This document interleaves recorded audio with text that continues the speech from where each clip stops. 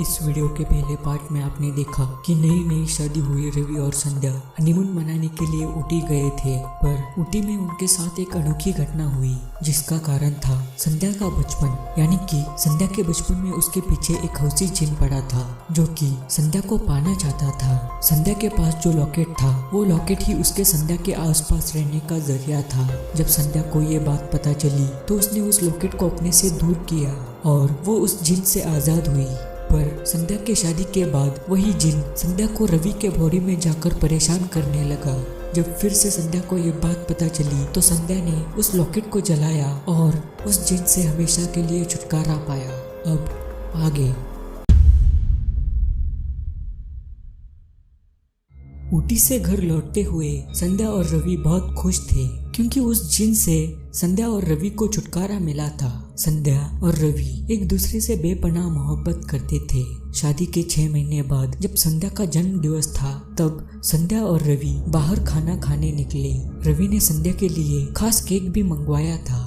वो केक आने के बाद उन्होंने केक कट किया और खाना वाना खाकर घर बढ़ रहे थे तो होटल के बाहर जो कुत्ता था वो उन दोनों पर जोर से भौंकने लगा।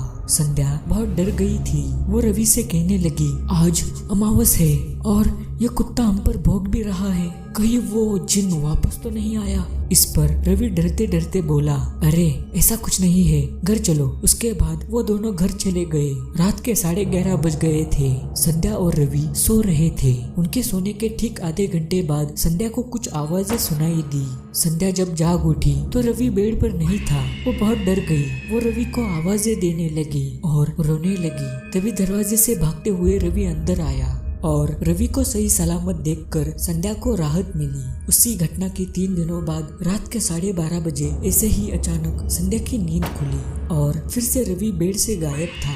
वो उसे ढूंढने लगी। ढूंढते ढूंढते वो टेरेस पर पहुंची और उसने जो देखा उससे वो बहुत घबरा गई। उसने देखा कि रवि वहाँ पर नमाज पढ़ रहा है, पर रवि एक हिंदू फैमिली से बिलोंग करता है, इसलिए संध्या बहुत ज्यादा डर गई। वो वहाँ से चुपके से निकल गई, पर उसके मन में ख्याल आने लगे कि वो जिन वापस तो नहीं आया। फिर से उसे बहुत ज्यादा डर लगने लगा। वो उसी पंडित के पास चली गई जिन्होंने पिछली बार उनको उस जिन से बचाया था और उन पंडित जी को उसके घर लाई। पंडित जी ने घर में कदम रखते ही कहा, वो जिन यहीं पर है, वो कहीं नहीं गया। इस पर संध्या बोली, पर कैसे?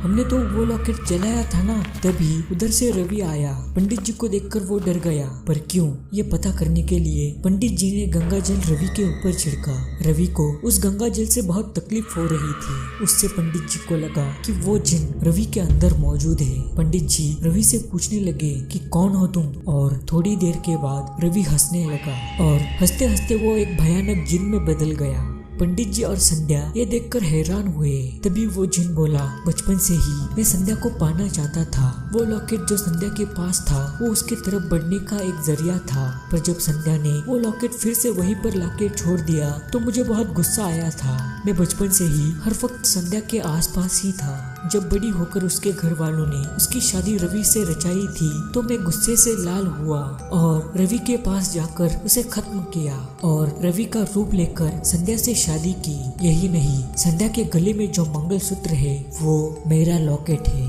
जिसके कारण मैं उससे कभी दूर नहीं हुआ। और जब हम दोनों ऊटी को हनीमून मनाने गए थे तो वहाँ पर संध्या को मैंने ही जानबूझकर डराया था ताकि उसे लगे कि वो जिन वापस आया है, और मैंने ही वो झूठा लॉकेट उसके बैग में रखा था ताकि उसे लगे कि वो जिन यानी कि मैं उस लॉकेट की वजह से उसे परेशान कर रहा हूँ। पर वो असली लॉकेट तुम्हारे ही गले में मंगलसूत्र बनकर बैठा है। तुमने वो नकली लॉकेट जलाया और तुम्हें लगा कि मैं हमेशा के लिए चला गया, पर मैं हरदम तुम्हारे पास ही था। ये सुनने के बाद पंडित जी और संध्या हक्के बक्के रह गए और तभी पंडित जी ने वो गंगा जल उस जिन्न के ऊपर ना डालते हुए संध्या के गले में जो मंगलसूत्र था उस पर डाला। उससे वो जिन तड़पने लगा।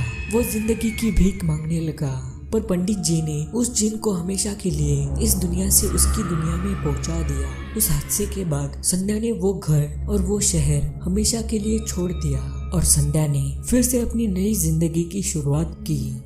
तो दोस्तों आपको इस भयानक जिन की कहानी कैसी लगी कमेंट सेक्शन में कमेंट करके बताना, और अगर पसंद आई हो तो वीडियो को लाइक जरूर करना, और मेरे channel late night horror stories पे नए हो तो चैनल को सब्सक्राइब करके बगल वाला बेल आइकॉन याद से दबाना। मैं मिलता हूँ आपसे किसी और नई हॉरर स्टोरी के साथ, तब तक के लिए अलविदा।